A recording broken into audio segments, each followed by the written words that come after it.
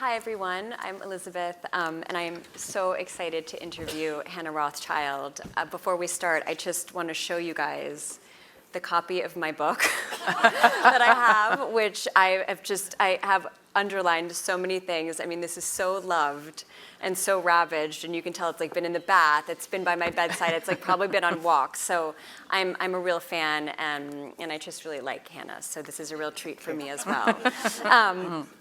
So I just want to start with a little introduction.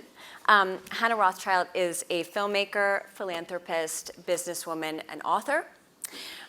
She is an award-winning documentary filmmaker who worked for the BBC for many years, and she's the first woman to chair the National Gallery in London. Her biography, The Baroness, was published in 2012 in the UK and the US and 12 other territories. Her first novel, The Improbability of Love, published in 2015, won the Bollinger Woodhouse Prize for Best Comic Novel and came runner-up for the Bailey Women's Prize for Fiction in 2015. Her most recent novel, High Time,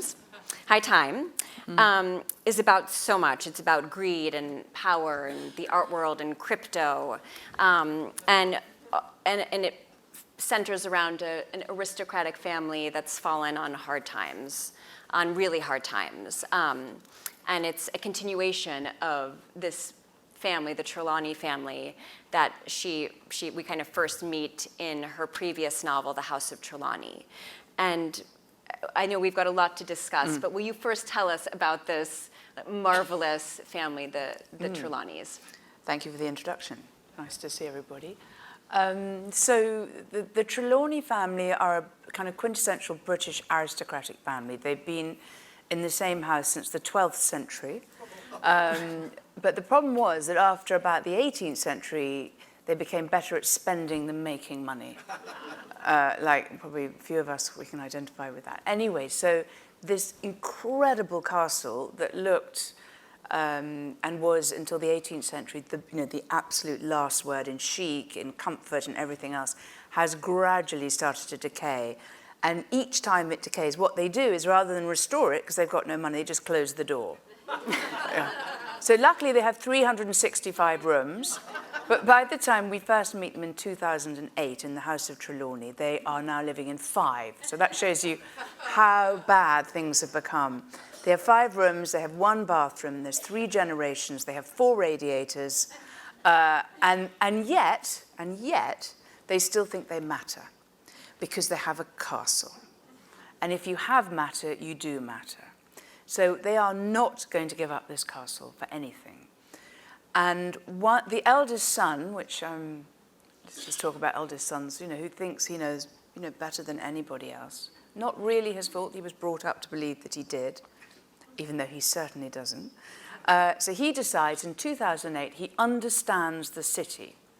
He thinks, oh, I know what the city is. I know how to make a bit of money. So he mortgages the castle and he puts everything basically into a bond. And literally a week later, he wakes up and he's lost the whole lot. Yeah, a problem. So he's now got a slight problem. He's got a mortgage on the house. He's got his parents, and they are parents and a half. He's got his children, he's got a wife, and he's got a major problem. So he is saved. So that was the first volume, House of Trelawney, and that really takes the family through the 2008 crash and how it affected absolutely everybody. Because it wasn't just him, it was people who followed him actually in his investment decisions, because they came from the village and he was so confident that he knew what he was doing, so they put their savings on it. So you have a whole community collapses. And basically the women save the day. So particularly the Dowager Countess, Clarissa, who really, in theory, only knows about dogs and flower arranging. But actually, she's very wise and very serious and very fierce. And she is part of the reason they get saved. Her sister is called Tuffy, and she is the world expert on fleas. And she's an extraordinary person. And funnily enough, people say, is anyone in the book based on anyone real? I'm happy that Edward Larson is there and he's given me a thumbs up. because this one person is based on someone real. It's my great aunt Miriam, who Edward knew very well and wrote about. And she really was the Queen of the Fleas. That's what she was known as. Anyway, you have this kind of house full of eccentrics, people, and then enter stage left a kind of undiscovered, unknown daughter who is very beautiful, very willful, and very, very determined. ... Anyway, that's the first book. And the second book, which is High Time, picks up the same family a little bit later when they have managed to recover a little bit. They still only have 5 rooms, but at least they have 6 radiators. And then it picks them up through what happens next. Well, it's kind of Brexit, it's the rise of Trump, it's all sorts of shenanigans go on. And there you have a very, very wealthy hedge funder. So a guy in high finance, so he works in high finance, and unfortunately matched as high as his finances or as low as his morals are. And he is your kind of arch baddie. And he is now married, no spoiler words, he's now married this the beautiful temptress. And she thinks her life is set up. But actually what happens is she finds out she's just another dumpable, disposable asset. How is she going to get out of that one? So that's the background, basically. And it's lots of fun, and you've all got copies, and so just enjoy it because it's written to be fun. Oh, it's so fun. It's such a delight to read. And I love that you say that, actually both books are, they're satires. Yes. But the foundation are based on real life events, like the financial crash. And one of the themes revolve in High Time around cryptocurrency. And I've read some of your interviews about, how much research did you do around Bitcoin and cryptocurrency to kind of flesh out that theme in this? Absolutely. So I wrote this during lockdown, and obviously in some way, writer's dream, because you didn't have to go to an office, but I wanted to understand what Bitcoin was, because it was this new thing that was happening, and it was, sitting at home thinking, what is a Bitcoin? Why does everybody like it, or why do they not like it, et cetera, et cetera. So the first thing I did was to buy some, because I thought, might as well have skin in the game. I didn't buy a lot, I'm happy to tell you. Disaster, incidentally, just in case you're interested. I obviously either bought the wrong ones or at the wrong time, whatever.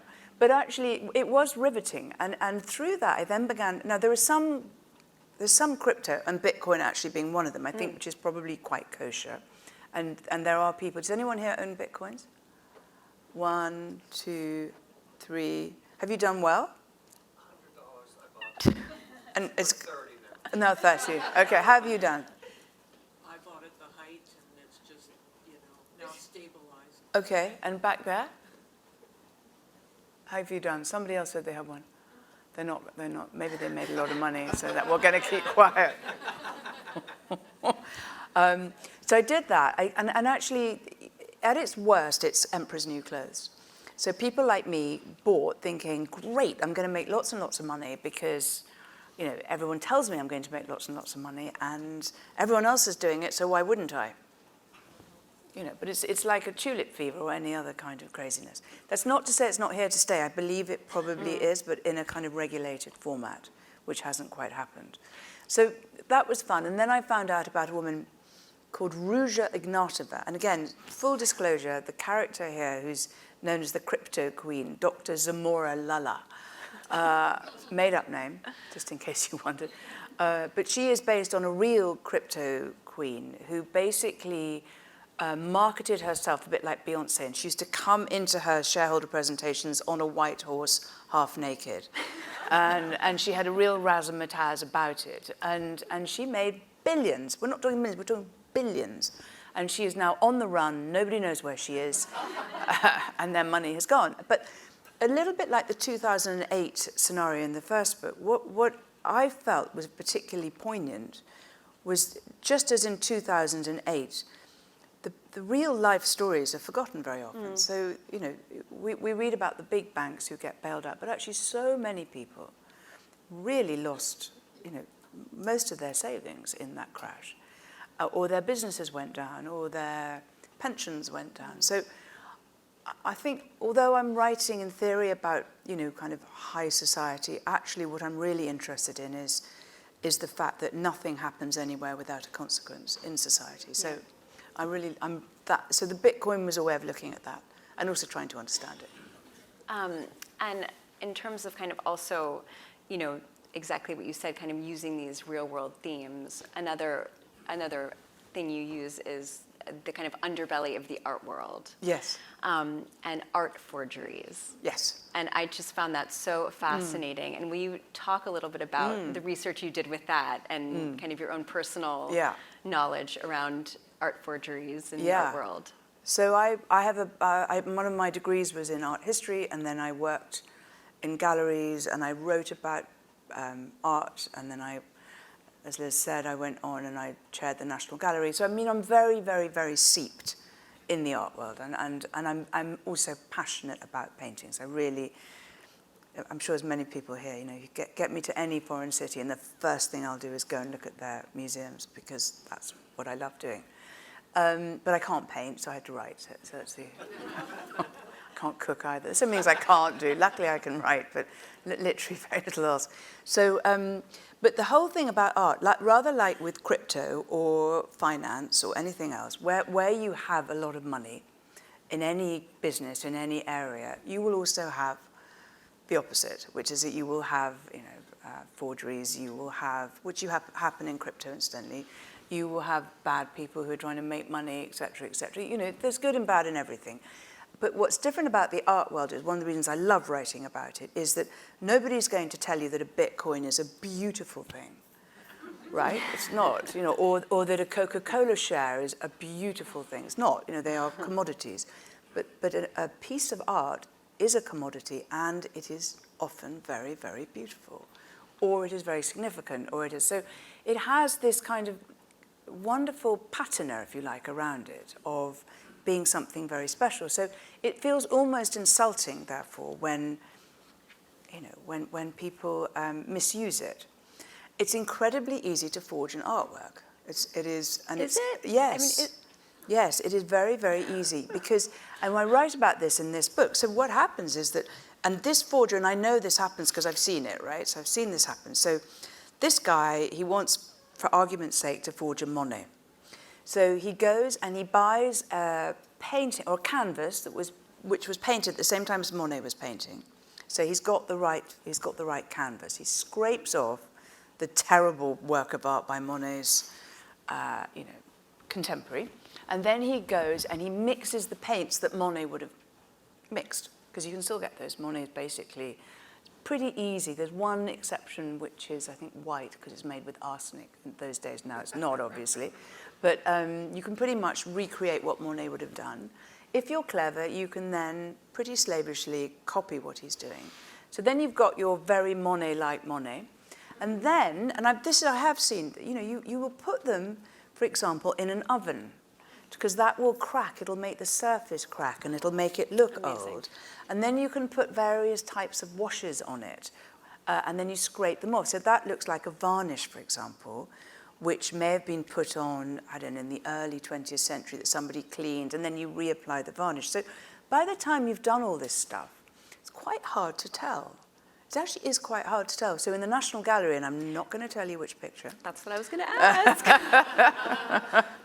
There's almost certainly more than one, which are not. And any museum, I guarantee, you go to, you will find a fake. And actually, Erica is here, and she knows more about this than I do. Would you agree with me?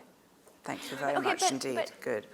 So, and do these museums, is it like kind of in the inner circle, they're going, well, we know it's a fake, but we'll just, blah, blah, blah, doesn't, nobody else will mind? Or they really believe it's the real? I think it's a combination. I think sometimes, there's a question of attribution. So sometimes now so for example, Rembrandt, famously, there's a body of people who decide whether it's a Rembrandt or not. And I can promise you, one week you'll go School of Rembrandt, the next week they'll go Real McCoy. So it really comes down to human judgment, except I've just read that there's an AI tool that they will now be able to tell actually whether it is. So you can tell, so at the National Gallery, for example, the whole of the top floor, next time you go, because it's the best building in London, the best place in London, the best place practically in the world, I would say. But next time you go, look at the top, and the whole of the top is actually conservation studios. And half of that is people touching things up or improving them, and half of it is people doing analysis. And you can take a pinprick from a work of art, you can blow it up several million times, so it looks like a millefeuille cake. And then from that layering, Amazing. that is how you can work out whether it was, done at this time it was said it was supposed to be done. Does it have enough layers? Have the layers aged in the same way that a picture of a certain, of a similar age would have aged? Yeah. I could get very technical and very, very boring, so tell me to be quiet. No, because I think actually your relationship to art and your background in the arts is really interesting. Can we stay on that for a little bit, please? As long as it doesn't bore you, Richard, I'm afraid. I find it no. Will you walk through, because you are the first woman to chair London's National Gallery. I mean, that's a big Shocking, deal. These are government. These are funded by the government. Yes. I mean, these are really serious positions, and they're looked at and and judged and. Yeah. Like, how did that happen? How did that come about? What was it like? Well, I did actually. I responded to an advert in The Guardian when they were looking for a trustee. I should add that actually my family had form there, but I was determined not to do the nepo baby, as somebody accused me yesterday of being. I think I'm a bit too old to be a nepo baby. Me too. I'm a nepo old woman maybe now, I think. You know what I mean? You can't be a nepo baby at my age, can you? But anyway, I quite like being called a baby. It's the first time for a long time. But anyway, so I did it that way, and then it was quite fierce, actually. There were quite a lot of people who wanted the job. Little did they know. And so I was on the board for, I think, 8 years, and then I became the chair of it. So as you said, the first female chair. And the day I arrived, and I don't think it was anything to do with me being the first female chair, but actually the day I arrived, the entire gallery walked out on strike. Over pay, not over me, I hasten to add. Well, that's my story. And it was actually incredibly frightening because, it was frightening partly because the gallery was closed and there was nobody guarding it, but I had not been brought up in at all, and I had no skills. Oh, Michael. I had no skills in ACAS and dealing with trades unions and all the stuff that Britain is so hampered by in some respects, or their guardian angels, whichever you want to look at it. So I did spend the first 6 months not kind of wafting around looking at pictures and fundraising, doing all the other things that you have to do as chairman. I actually spent the first 6 months really trying to sort out industrial action. So, don't worry, I won't write about that because it's not fantastically interesting. But it's so that's the thing about a national institution, and then you're dealing with governments all the time. It was so interesting, kind of getting in and underneath the bonnet of a government, because we were a government-funded organisation. We were answerable to government. We were answerable to the civil service. We're not allowed to borrow money. You've got quite difficult things happening all the time. Luckily, nobody was throwing paint over canvases when I was there, but we had lots and lots of so-called incidents, and you've got, at that time, 9 million people coming through your door. God. And you have a duty of care. You have to make sure that paintings are okay and actually your visitors are okay. Not something, to be honest with you, I'd really thought about before.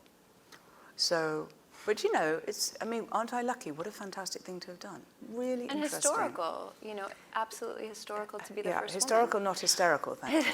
But also, too, because I think, what was the percentage when you came in of female artists? Oh, don't. That's still shameful. No, we have to talk about it. What was the... Yeah, it's so shameful. So there's less than 2% of the collection is by women.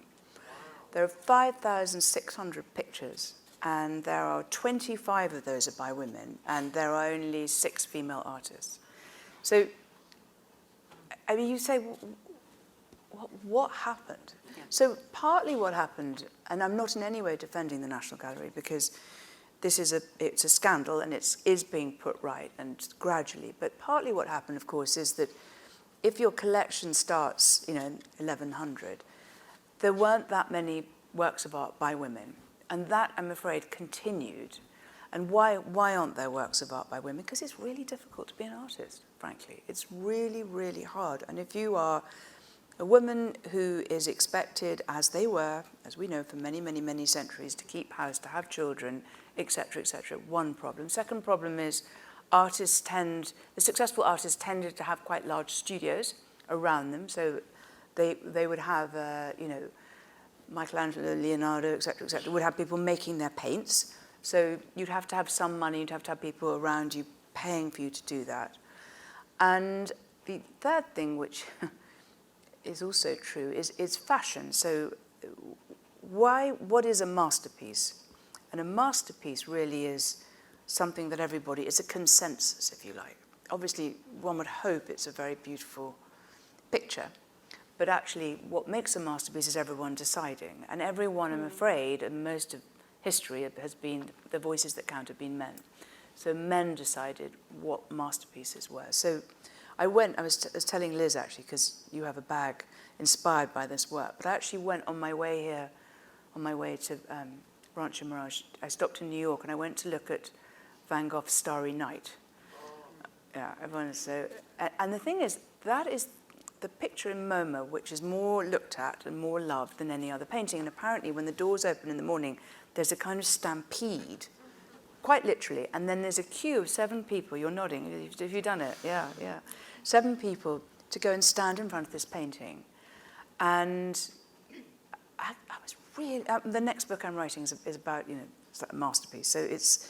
I kind of wanted to get that feeling of what it was. And I don't know, Starry Night's a beautiful picture. It's a beautiful picture. It's a dramatic picture.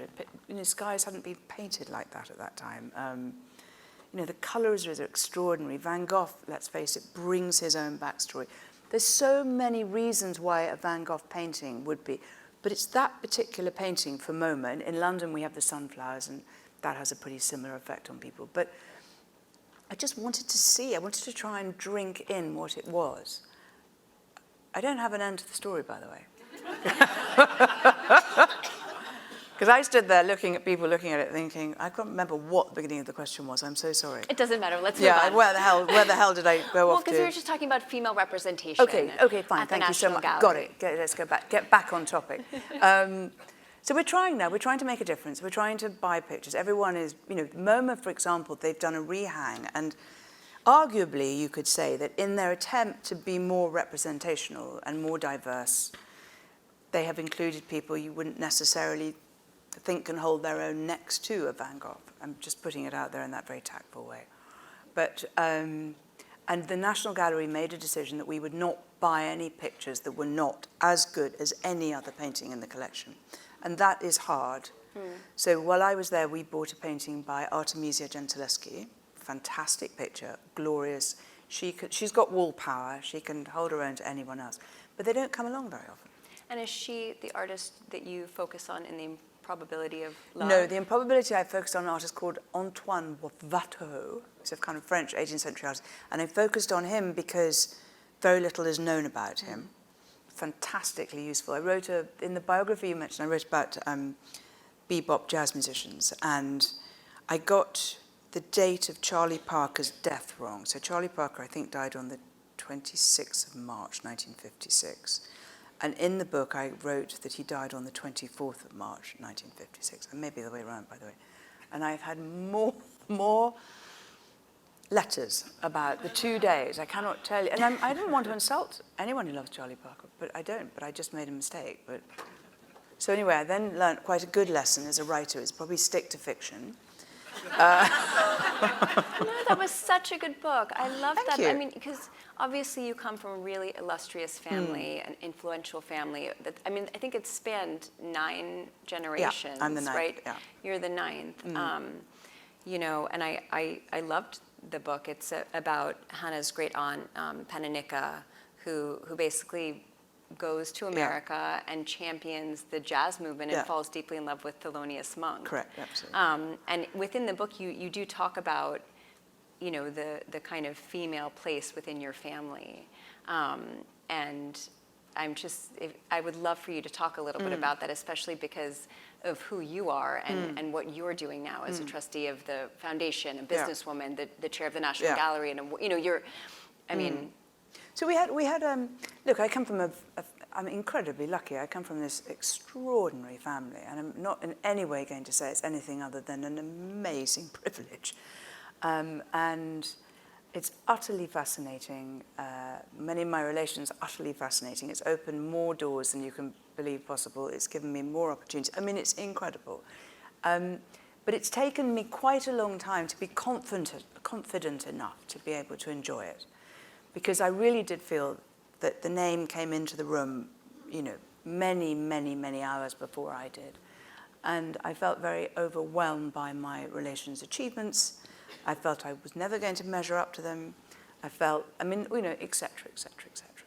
But please don't think I'm trying to say that I'm a suffering person, because I'm so not. But it was complicated. It was a complicated thing to navigate.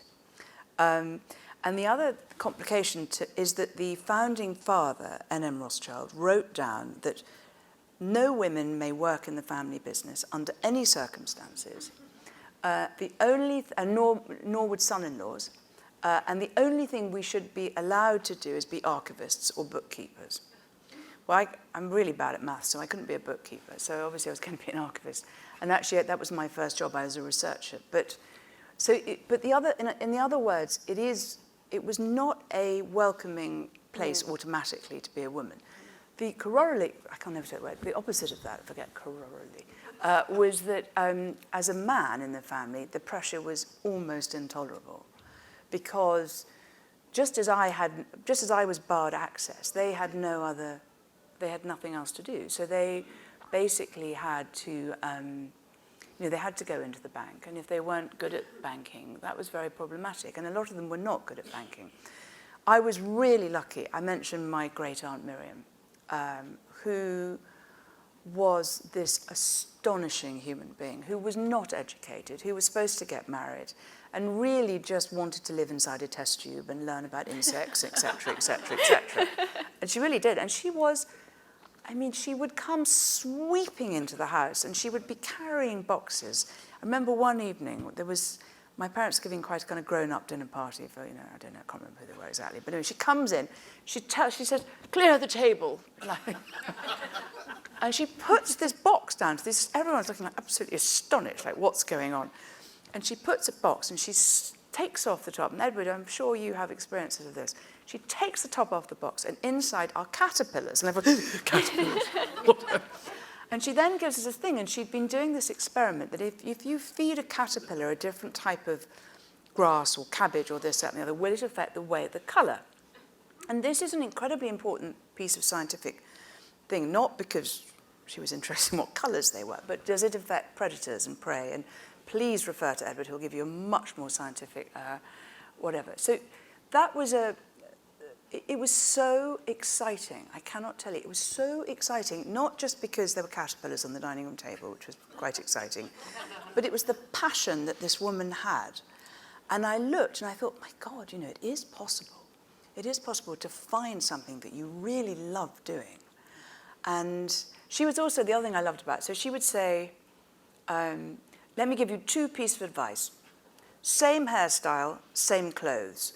Because women waste far too much time, she'd say, on their hairstyles and on their clothes. And she said, if you do that, you'll do well. By the way, I didn't do that. Probably had a much better career if I had. But anyway, again, diverging wildly. But the point being that I had, that it was tricky. I have recently just become the first ever Rothschild woman to be on the family bank's board. So that's another glass ceiling. Thank you. I have my first meeting next week. I got the board papers today. They are, wow. Yeah, it's a plane ride. So Careful what you wish for. No. But you know this. You come from a really interesting family. Your family's got an extraordinary lineage, and you also dealing with large houses and foundations and histories. It is inspiring, isn't it? And at times overawing, I think, isn't it? Yeah, it's been so wonderful to talk to you kind of about some of the similarities. And I certainly know for me, because Hannah, part of the trusteeship of the Rothschild Foundation is preserving an amazing home called Waddesdon Manor in England, which is so interesting. I'd love for you to touch on that. So Michael again. It's wedding bells. And Mazel tov. But you know, for our family growing up, we knew that a lot of the privilege we had would be given over to the public, and it's incredible. And once again, like, that's a privilege in its own right, and I think it informs how one is and how one will be in the world. But also homes and artwork that you live with, and you climb on the furniture, and it's your home, and then to become not your home, and how to kind of grapple with that and be responsible with that. And I certainly think for me, and I think for our family, the thing that we feel really proud of is the public-facing side of it. This community that we're in, and how important it is to get involved with the community. We love it here, and we built a visitor center, and we have education programs and free yoga. And while I love and feel really proud of the fact that the home, yes, we host presidents, and we do things that hopefully will change the world, but also on a Sunday morning you can bring your auntie and come and enjoy gardens, and that's a privilege in its own right. I feel actually really proud of that stewardship. And I don't know what's your relationship like with Waddesdon, and kind of the duties of looking after. How many is it? I don't even know how big it is, but I've been there. I mean, there's forests. By the way, I think Sunnylands is fabulous. Absolutely fabulous, isn't it? I had no idea. I mean, because you drive, as you all know, everyone's been there, you drive up, it is literally like a magical mystery tour. You can't believe it. And there's olive trees, and there's this, and there's a lake, and there are ducks, and there's a heron, and there's a bird. And then you go into the house and it's such a joy to go into a house, even though they aren't the original paintings, most of them, to see how somebody who collected so brilliantly would have lived with them. I want to get the number of the forger, by the way. Yes, you definitely need the forger. I'm thinking about that. No, I can do that. I can help you with that one. Can you tell us about Waddesdon? Because it is really special. Waddesdon was built in the 1850s, and it was a French chateau meets a kind of high Renaissance thing, plonked on the middle of a hill in Buckinghamshire. Has anyone been there? Yeah, cool. And if you haven't, please come. Open. It's open. It is open, and it's amazing. It's a very, very particular. It's called Le Goût Rothschild, or the Rothschild taste. And the Rothschild taste basically was what the family, like any nouveau riche family, who'd made a lot of money, and this happens throughout history, and we were no different. They wanted to basically buy things and create a life that tied them in some ways to people who they respected in the past. So the Rothschilds really, really wanted to be like the German princelings. They just thought the German princelings were the business, and they thought what the German princelings collected was the business. And this was something that called Wunderkammer, and they are, it's not particularly fashionable at the moment, I hasten to add, but for example, you will have an enormous misshapen pearl that a goldsmith has turned into a seahorse on a frothing sea, and it's studded with diamonds and emeralds. And it's about this big, by the way. But it is absolutely exquisite. So every single thing in the house is exquisite. And then the English Rothschilds at that time decided they wanted to be quite aristocratic, so they then bought paintings by Reynolds and Gainsboroughs, rather like the Huntington, much the same way as the Huntingtons bought all those pictures. The Rothschilds did the same thing. And then they wanted to buy particularly wonderful pieces of furniture, because that's what Marie Antoinette, they all decided Marie Antoinette was also a heroine. So it's a very strange collection, and it is of its type absolutely perfect. They had the best of the best of the best. And we have about 300,000 visitors. How many do you have at Sunnylands? 100,000 visitors. Yeah. So it's now like a proper thing, right? It's And I think the whole thing, what we try and do is that when you enter the place, and as Elizabeth said, it's got a big park around it. When you enter it, you've got to enter into another world. It's like you're stepping out of your life and you're entering into something else. Because I personally believe that's what we all need sometimes. We all need to kind of get out, however lovely our lives are, we all need to, become something else for a moment. And that's what we try and do at Waddesdon. So we try and make it a very otherworldly experience. And we do contemporary art there as well as my dad just built, which is absolutely fantastic. He commissioned an artist to do a 3-story high wedding cake. And it really is, very, very over the top. It's all different pastel colors, and you can get married in there, and you can go and wave to the birds from the top. And it's fun. You know what I mean? It's really fun. And that's the thing. He's also, in addition to being this rather serious, Germanic kind of Wunderkammer thing, you've also got these moments just of sheer vulgarity and fun, and let's just have a nice time and have a cup of tea and toast a dolphin. And thank you for explaining that, because it is fabulous, and that wedding cake is It's unusual. You won't see one anywhere else. Yeah, you won't see unique work. And did that inspire any, if we can bring it back to high time, Sure. did that inspire because the house is a character. Yes. I mean, in both books. Yes, the house is a character. Did that inspire or inform the Trelawney's? Yes, very much so. I mean, I think not Waddesdon itself, because the house I write about is a crumbling castle in Cornwall, and luckily Waddesdon is very, very spick and span in Buckinghamshire.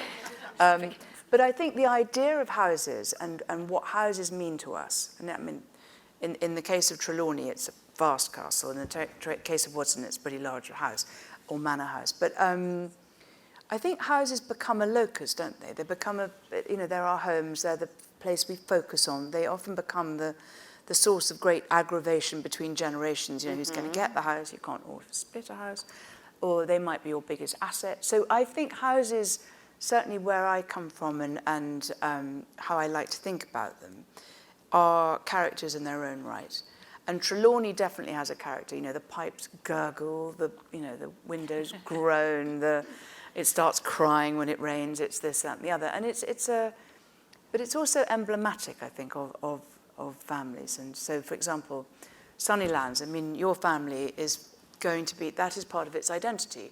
And actually, if you didn't have Sunnylands, I think it's possible that the foundation would not have so much punch. But the fact that you can go there, the fact that anyone can go there, the fact you can host, the fact that it's a locus for your grandparents' munificence, and actually your own dedication as a board member to making it the best place it can be. Because, by the way, if you lose that family connection, in my opinion, you lose something.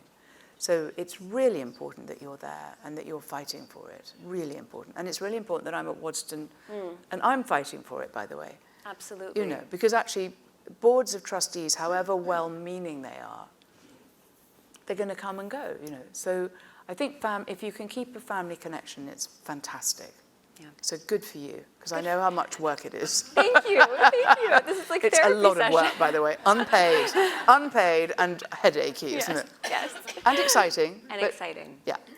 I'm aware we've got about 7 minutes left, and I'm just wondering if there are any questions in the audience. Okay, the hands are going up.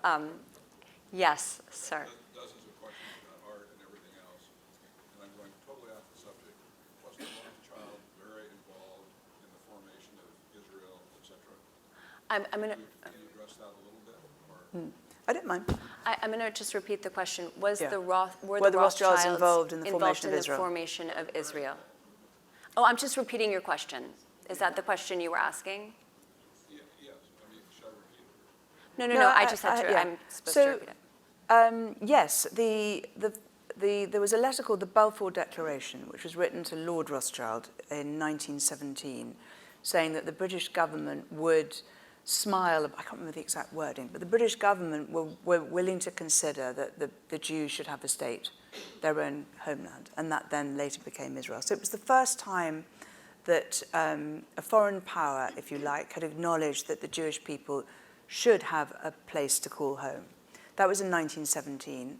So that was a major deal, and it had been it very much, members of my family working with Chaim Weizmann and various others had tried to bring that about. So it was a statement of intent. And then, of course, nothing happened until the Second World War, and with the Holocaust of 6 million Jews, I don't have to remind anybody here, being killed, that is when actually they said, okay, now we have to make it happen.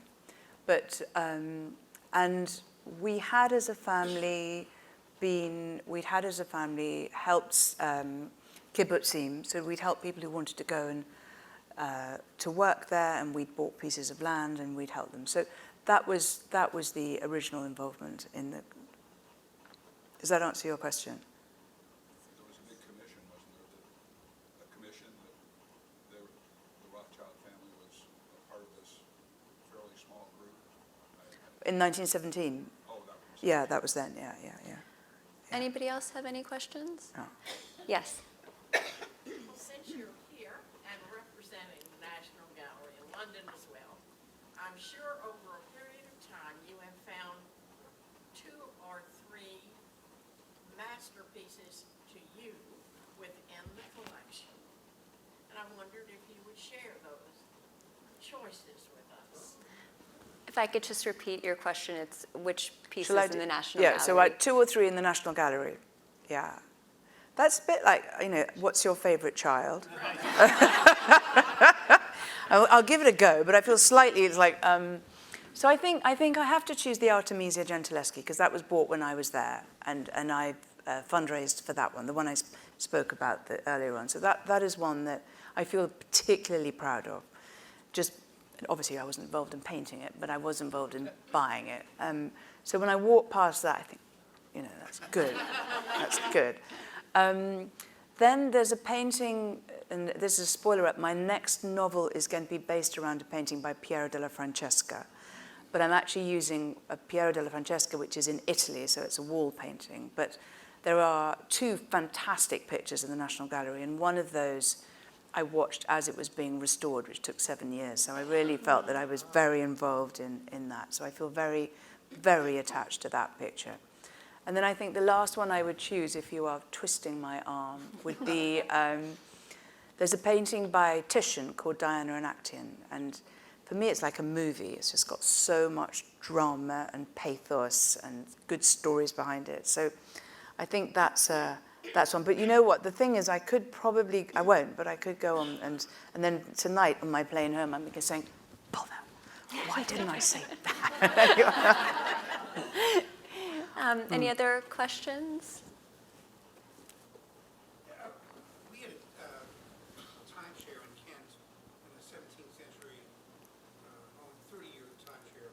It was a very large home, Downton Abbey kind of place. And sorry, whereabouts is it? It was a very large country home. In which place? It was called Blue Park in Kent.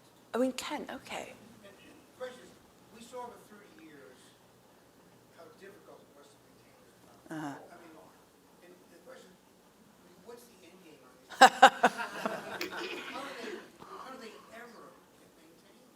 It's such a good question, and it's so important. It's so important on so many different levels, because the end game, yeah, exactly. Why would you wish that on your child, right?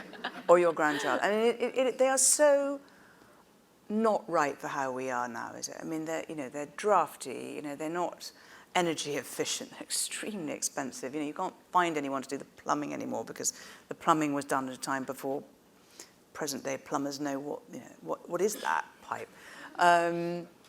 So what is the end game, and how can we justify it? I don't know. I personally feel that we can learn from history, and that these, although they're very strange and they're almost indefensible in terms of their size and everything else, I feel that they do connect us with the past, and they do help us understand how people used to live. And I find that humbling and interesting, in much the same way that I want to preserve a painting, or I want to preserve a document. I feel that these are very large versions of that. But I do go, and I'm a bit of a country house junkie, so I'll go and stand in front of a large house, and I'll think, you are magnificent, and I'm so happy you're here, and I'm so happy that you're reminding me of different eras and different times, and different just different ways of being somehow. But I think it's not for the faint-hearted taking them on, I would say. I would say I think we are out of time. Okay. But I just thank you so much. Well, thank Everybody, you. a round of applause. Okay. Thank you.